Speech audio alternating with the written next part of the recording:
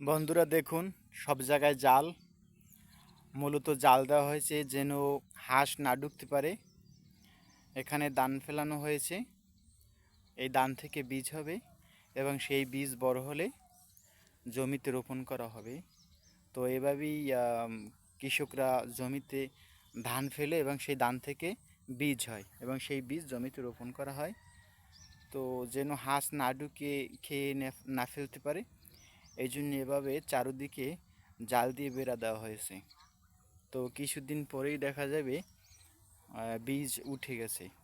তো এই বছর একটু সমস্যা, পানি বেশি হয়েছে, এই জন্য ধান ফেলতে সমস্যা। কারণ বেশি পানি হলে ধানটা আসলে উপরে বীজ হয়ে উঠতে পারে না, নষ্ট হয়ে যায়।